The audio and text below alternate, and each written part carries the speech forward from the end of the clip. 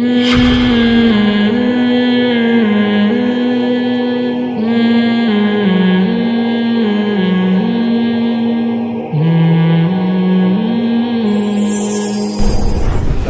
نے ابراہیم علیہ السلام کو جو دو بیٹے دیے تھے، اسحاق اور اسماعیل علیہ السلام مکہ میں آباد ہوئے اور اسحاق علیہ السلام فلسطین میں، بیت المقدس پھر بعد میں آباد ہوا، شام میں، ارض شام۔ تو آگے پھر اسحاق علیہ السلام کی اولاد میں پیغمبر پیدا ہوئے ہیں، اسماعیل علیہ السلام، کیا ہو گیا مجھے یار، یعقوب علیہ السلام جن کا نام تھا اسرائیل لقب۔ پھر ان کے بیٹے تھے یوسف علیہ السلام جو مصر میں تھے، واقعہ بتائیں، مصر چلے گئے تھے، بادشاہ بن گئے تھے۔ پھر آگے مصر میں ہوتے ہوتے ہوتے ہوتے بنی اسرائیل پر فرعون غالب آ گیا۔ مصر کے بادشاہ کو فرعون کہا جاتا تھا، جو بھی ہوتا تھا بادشاہ، اس لیے بہت سارے فرعون گزرے ہیں، لیکن قرآن نے جس کا واقعہ بیان کیا یہ وہ فرعون تھا جو بنی اسرائیل کو جس نے غلام بنا لیا تھا اور بہت طاقتور بادشاہ تھا۔ یہ چونکہ یہ واقعہ جب تک پیغمبروں کا پورا سلسلہ معلوم نہیں ہوگا نا تو بات سمجھ میں نہیں آئے گی۔ تو بنی اسرائیل کو پھر فرعون سے نجات ملی، صحیح ہے۔ پھر اللہ نے بنی اسرائیل سے کہا کہ اللہ نے فرعون کو تو خرد غرق کر دیا، اب تمہارے پاس ایک حکومت آئی ہے، ریاست آئی ہے، اللہ کی کتاب بھی آ گئی، اب تم جہاد کرو، اب تم اپنے پرانے وطن جاؤ۔ وہاں قوم عمالقہ کا قبضہ ہو گیا ہے، جہاں سے یعقوب علیہ السلام کو نکالا گیا تھا نا، بیت المقدس۔ ادخلوا الارض المقدسۃ التی کتب اللہ لکم، ارض مقدس، جیسے اللہ نے مسلمانوں کا مرکز مکہ کو بنایا، ایسے اللہ نے بنی اسرائیل کا مرکز بیت المقدس کو بنایا تھا کہ پیغمبروں کا جائے وطن بیت المقدس ہے، مصر نہیں ہے۔ یہاں تو کسی ایک وجہ سے آ گئے تھے، اب اس علاقے پہ قبضہ کرو اور بیت المقدس کو آزاد کراؤ، وہاں تمہاری خلافت قائم ہوگی، پھر وہاں سے پوری دنیا میں جہاد ہوگا، کیونکہ دین برحق اس وقت وہی تھا۔ اس لیے بیت المقدس کی بڑی فضیلت ہے، ہزاروں پیغمبر دفن ہیں وہاں پہ، جتنے قرآن میں واقعات بیان ہوئے ہیں نا 99% واقعات وہیں ہوئے ہیں شام میں۔ حضرت مریم کا بچے کی ولادت، عیسیٰ علیہ السلام کی تقریر، پھر موسیٰ علیہ السلام، زکریا علیہ السلام کا محراب میں کھڑے ہو کر اللہ سے اولاد کی دعائیں مانگنا، یہ سارے ادھر ہی ہوئے ہیں واقعات، یہ تاریخی واقعات ہیں۔ جو لوگ جاتے ہیں، اب تو بیت المقدس جا نہیں سکتے، بڑی زبردست جگہ ہے، اگر اللہ کسی کو توفیق دے تو وہ جائے ضرور، ان جگہوں کی زیارتیں کرے۔ تو وہاں پر کیا ہوا کہ بنی اسرائیل کو کہا گیا اب کچھ ہمت خود کرو اور ارض مقدس پہ قبضہ کرو۔ تو وہ کہنے لگے، وہ وہاں قوم تھی بڑی طاقتور، تو بنی اسرائیل نے کہا کہ بہت طاقتور لوگ ہیں، پہلے اپنے کسی بندے کو بھیجا، جا کے دیکھ کر آؤ، اگر کمزور سے ہے نا کانگڑی پہلوان تو پھر تو جا کے لڑیں گے، اگر پاورفل ہیں تو ہم نہیں لڑ رہے بھائی۔ حالانکہ پیغمبر جب جہاد کا حکم دے دیں تو پھر وہ جہاد فرض ہو جاتا ہے۔ تو مشہور واقعہ ہے، بنی اسرائیل نے کہا اذهب انت وربك فقاتلا انا هاهنا قاعدون، اے موسیٰ تو جا اور تیرا رب جا، دونوں جا کے لڑو، ہم یہیں بیٹھ کے پروگرام دیکھ رہے ہیں۔ قال رجلان من الذين يخافون، اللہ فرماتے ہیں ان میں دو فرد جو اللہ سے ڈرتے تھے، انعم اللہ علیہما، اور اللہ نے ان پر انعام بھی کیا تھا، وہ کہنے لگے کہ چلے جاؤ، فَإِذَا دَخَلْتُمُوهُ فَإِنَّكُمْ غَالِبُونَ، جب موسیٰ کلیم اللہ کہہ رہے ہیں تو اللہ یقیناً مدد کرے گا، جاؤ ہمت کرو، اللہ غلبہ دے گا۔ ہمارے حضرت فرمایا کرتے تھے کتنے مبارک ہوں گے یہ دو فرد جن کا اللہ نے قرآن میں تذکرہ کیا، اور اللہ گواہی دے رہا ہے کہ یہ دو انعام یافتہ لوگ تھے، کہہ رہے ہیں کہ بھائی پیغمبر کی مانو، اپنی عقل مت چلاؤ۔ وہ لیکن کہنے لگے نہیں بھائی ہمارے لیے بڑا مسئلہ ہے یار۔ موسیٰ علیہ السلام کو غضب آیا اور انہوں نے اس مرتبہ دعا مانگی، اے اللہ میں اپنے اور اپنے بھائی کا تو مالک ہوں، ہارون کا، تو ہمیں کوئی حکم دے، ہم نہ کریں تو ہم سے پوچھ، یہ قوم میری سمجھ سے بالاتر، اتنے تیرے انعامات ہوئے، سب کچھ ہو گیا، لاٹھیوں کو سانپ بنتے ہوئے دیکھا، سمندر کے ٹکڑے ہوتے ہوئے دیکھا، فرعونیوں پر مینڈکوں کا، جوؤں کا، آگ کا عذاب، خون کا عذاب، ہر طرح کے عذاب دیکھے، اس کے بعد بھی اب یہ قوم ہمت خود کچھ کرنے کے لیے تیار نہیں ہے. سارے کام کون کرے گا؟ اللہ ہی کرے بس آسمان سے. کم ہمت. تو ففرق بینی و بین القوم الفاسقین، میرے اور اس فاسق قوم کے درمیان اب جدائی ڈال دے، میں نہیں رہ سکتا ان کے ساتھ. بہرحال کچھ عرصہ موسیٰ علیہ الصلوۃ والسلام رہے وادی تیہ میں اس قوم کے ساتھ. اللہ نے کہا کہ اب یہ 40 سال تک یہ علاقہ فتح نہیں ہوگا. 40 سال تک نہیں، یہ میدان میں گھومتے رہیں گے بس. تو وہیں موسیٰ علیہ السلام کا پھر انتقال ہو گیا اور آپ دنیا سے چلے گئے. پھر موسیٰ علیہ السلام کے بعد پھر دوسرے پیغمبر آئے اور ان پیغمبر نے بنی اسرائیل کو پھر حکم دیا. بنی اسرائیل خود کہنے لگے کہ ہمیں آپ جہاد کا حکم کیوں نہیں دیتے ہیں بھائی، ہم بھی کچھ علاقہ فتح کریں ٹھیک ہے. اور ہمیں ہمارے گھروں سے نکالا گیا اور ظلم کیا گیا. الم تر الی الملأ من بنی اسرائیل من بعد موسیٰ، اللہ فرماتے ہیں موسیٰ کے بعد بنی اسرائیل کی ایک جماعت تھی، کیا تم نے ان کو دیکھا؟ تو اس وقت کے نبی نے ان سے کہا کہ تم سے امید یہ ہے کہ جب تم پر جہاد فرض ہوگا تو تم لڑو گے نہیں، خالی پیلی کی باتیں پھینک رہے ہو. بہت سے لوگ باتوں میں بڑے فنٹر ہوتے ہیں نا، جب کام آئے تو اس لیے اللہ سے عافیت ہی مانگنی چاہیے بھائی. تو انہوں نے کہا نہیں ہم لڑیں گے. تو پھر جب ان پر جہاد فرض ہو گیا، نبی نے اللہ نے ایک انہی میں سے کسی ایک کو کمانڈر بنایا جس کا نام تھا طالوت. طالوت کو کمانڈر بنایا تو وہ کہنے لگے کہ اب چونکہ لڑنا نہیں تھا نا، بہانے تراشنے لگے. تو کہنے لگے یہ والا کمانڈر ہمیں قبول نہیں ہے، جہاد کے لیے تو ہم تیار ہیں مگر یہ والا کمانڈر نہیں چلے گا کیونکہ یہ غریب ہے.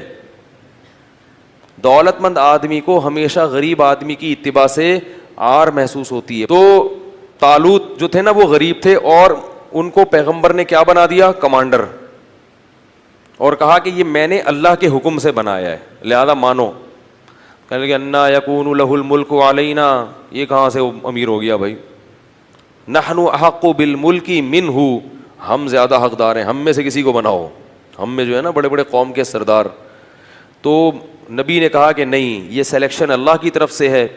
اور ان کے برحق ہونے کی ایک علامت یہ بھی ہے کہ حضرت موسیٰ اور ہارون علیہ السلام کی کچھ یادگاریں، کچھ تبرکات، جو ان کی کچھ اشیاء تھیں.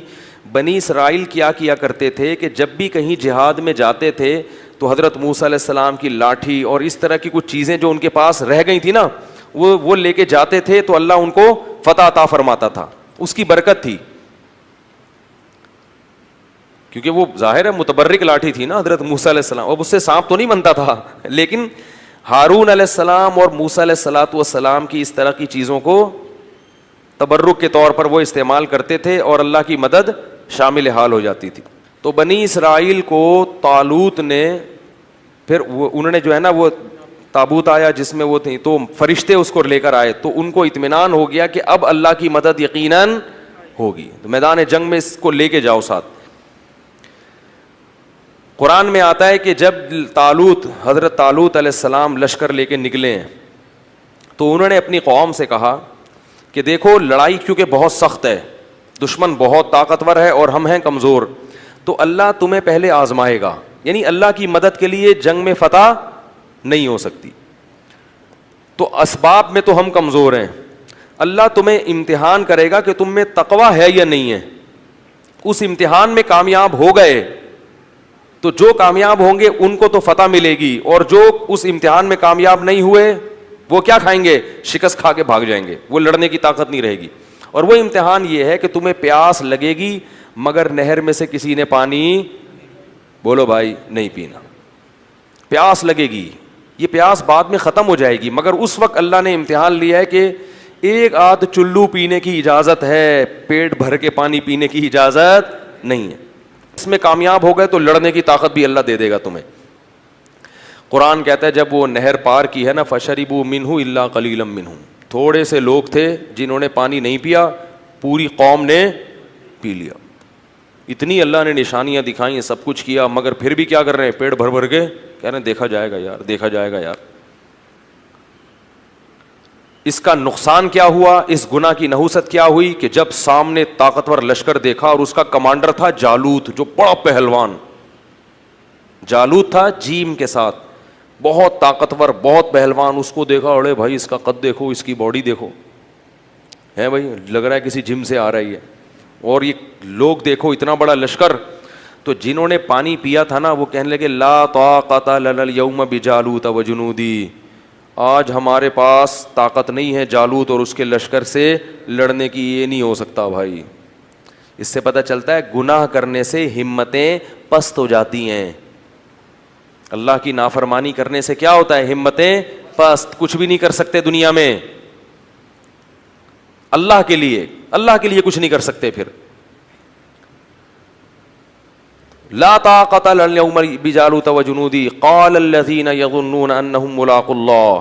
اللہ فرماتے ہیں وہ لوگ جن کو اللہ سے ملاقات کی امید تھی کہ ایک دن اللہ کے سامنے کھڑے ہوں گے، اس کا ہمیں بدلہ مل جائے گا، وہ کہنے لگے کہ کم من فئۃ قلیلۃ، دیکھو کتنی ہی بار ایسا ہوا ہے کہ ایک چھوٹی سی جماعت کو اللہ نے بڑی جماعت پر غلبہ دیا ہے. ہمت کرو، کیونکہ پیغمبر کے حکم پہ آئے ہیں ہم. خود سے جب آئیں گے تو دو رائے ہو سکتی ہے نا کہ بھائی صحیح کیا غلط کیا. اب تو اللہ کہہ رہا ہے تو غلط ہو ہی نہیں سکتا. اور اللہ نے ہمیں شکست دینے کے لیے تھوڑی بلایا ہے، تو اللہ غلبہ دے گا. تو اب جب لڑائی شروع ہوئی ہے تو اتنی زبردست انہوں نے دشمن نے حملہ کیا کہ قرآن کہتا ہے کہ یہ جو تھوڑے سے لوگ میدان جنگ میں ڈٹے نا، ان کو اندازہ ہو گیا کہ ہمارے قدم یہاں ٹھہر نہیں سکتے، ہم نہیں ٹھہر سکتے. تو اب اللہ سے دعا مانگ رہے ہیں ربنا افرغ علینا صبرا وثبت اقدامنا وانصرنا علی القوم الکافرین. کیسے عجیب الفاظ ہیں، اے اللہ ہم پر صبر کو انڈیل دے. انڈیلنا کسے کہتے ہیں؟ جیسے بالٹیاں بھر بھر کے پانی کسی کے اوپر ایک تو ہوتا ہے نا ڈالنا. یہ نہیں کہہ رہے اے اللہ ہمیں صبر کی توفیق دے دے، نہ نہ نہ نہ، صبر کی توفیق تو چھوٹے موٹے غموں میں ہوتی ہے. یہاں تھوڑا سا صبر نہیں چاہیے، بہت بہت مشکل ہے بھائی، لڑنا بہت مشکل ہے. تو کیا کر کے ہم پر صبر، افراغ عربی میں کہتے ہیں پانی کہیں سے بھرا ہوا ہو نا برتن میں، وہ پورا آپ کیا کر رہے ہیں کسی کے اوپر ایسے الٹ دیں. ایسے اللہ بالٹیاں بھر بھر کے ہمارے اوپر صبر کو ڈال تو. وثبت اقدامنا، اور ہمارے قدموں کو یہاں پر جما دے، یہاں پہ اکھڑنے نہ پائیں. ہم تجھ سے دعا مانگتے ہیں. وانصرنا علی القوم الکافرین، اور ان کافروں پر ہمیں ہماری مدد کر. کیسا منظر ہوگا، اور اللہ کو اس طرح سے لڑنے والوں پر کتنا پیار آتا ہوگا. اس لیے یاد رکھو جہاد کی بہت بڑی فضیلت ہے اسلام میں. جہاد معمولی عبادت، جو بھی اپنے ملک کے لیے، اپنے دین اور مذہب کے لیے، اسلام کے لیے لڑتے ہیں، ملک کے لیے لڑنا اسلام ہی کے لیے لڑنا ہے کیونکہ اسلامی ملک ہے. تو جو بھی لڑتے ہیں ان کو معمولی مت سمجھا کرو. جان پیش کرنا اللہ کے سامنے یہ آسان کام نہیں ہے. تو وہ کیا کہنے لگے، اے اللہ تو ہمیں قدم یہاں پہ جما دے اور ہم پہ صبر کو انڈیل دے. اللہ کی مدد آئی. وہ تھوڑے سے، کیونکہ اللہ نے اپنے دین کو باقی رکھنا ہے، یہ بھی ختم ہو جاتے ہیں تو بنی اسرائیل تو گئی. ایک قوم کو اللہ نے ہدایت دی تھی، وہ بھی ختم، تو پوری دنیا تو گمراہ تھی. تو اللہ کام ایمان والوں ہی سے لیتے ہیں. بنی اسرائیل تھے بڑے نالائق، مگر تھے تو ایمان والے تو وہی تھے نا. تو بھائی جیسے مرضی ہیں، اللہ کیا کر رہے ہیں کہ بھائی اب ایمان والے تو یہی ہیں نا، اب کافروں سے تھوڑی لوں گا کام. تو جیسے مرضی نالائق ہیں، انہی میں سے نیک لوگ پیدا کروں گا. تو اللہ نے کیا کیا، اللہ فرماتے ہیں فَهَزَمُوهُمْ بِإِذْنِ اللَّهِ. اللہ کے حکم سے ان تھوڑے سے لوگوں نے ان طاقتور لوگوں کو شکست دے دی. جب شکست دی ہے تو انہی بنی اسرائیل میں ایک شخص تھے جن کا نام تھا داؤد، جو کمانڈر نہیں تھے اور نہ نبی تھے. ایک امتی کی حیثیت سے وہ میدان جنگ میں لڑ رہے تھے. وہ بھی ان تھوڑے سے لوگوں میں تھے. نہ صرف یہ کہ ان تھوڑے سے لوگوں میں، بلکہ ان تھوڑوں میں بھی جو انتہائی درجے کی بہادری دکھانے والے تھے ان میں سے تھے. انہوں نے ہدف بنایا تھا جالوت کو، جو سب سے زیادہ طاقتور تھا. یہ بڑی بات ہوتی ہے نا. دیکھو اس زمانے کے دیندار لوگ کیسے ہوتے تھے یار. آج چھپکلی سے ڈرتے ہیں دیندار لوگ. آج دیندار آدمی کو چلانے کے لیے یہاں سے وہاں تک بولو نا انڈا موڑ چلے جاؤ تو اس کا سانس پھولتا ہے. کہتے ہیں ایکچولی میں اتنا نیک آدمی ہوں کہ میں تیز چل نہیں سکتا. داؤد علیہ السلام تو بڑے پیغمبر تھے اس وقت، نہیں پہلے تو عام امتیوں کی طرح تھے. تو قرآن کہتا ہے داؤد علیہ السلام نے داؤد نے کس کو ہدف بنایا؟ جالوت کو. اتنی سخت لڑائی ہے اور میں کس کو ہدف بناتا ہوں؟ جالوت کو، ان کو قتل کروں گا. وقتل داؤد جالوت، اور داؤد علیہ السلام جالوت کو قتل کرنے میں کامیاب ہو گئے. لہذا فتح میں جیسے کھلاڑیوں میں کھیل جب ہوتا ہے نا تو ایک مین آف دی میچ ہوتا ہے کہ بھائی یہ ہے جس نے جتوایا ہے میچ. تو وہ جنگ جتوانے میں سب سے بڑا کردار کس کا تھا؟ داؤد کا. اللہ فرماتے ہیں آتاہ اللہ الحکمہ، اللہ نے آپ کو نبوت عطا کر دی. کیا عطا کر دی؟ نبوت. اور اس کے بعد سے کمانڈ کس کے پاس آ گئی؟ کیونکہ لڑنے کے لیے، کمانڈ کے لیے صرف نیک ہونا کافی نہیں ہے، جنگ کا تجربہ ہونا، بہادری ہونا یہ بھی بہت زیادہ ضروری ہے. لوگ کیا کہتے ہیں کہ کمانڈر بناؤ صرف نیک آدمی، نیک ہونا کافی نہیں ہے. ہمیشہ ایسے کو کام اس کے ذمہ سونپا جاتا ہے جو اس کام کا اہل بھی ہوتا ہے. تو اللہ تعالیٰ فرماتے ہیں ان کو کمانڈر بنا دیا گیا، اور اللہ نے ان کو کیا عطا کر دی؟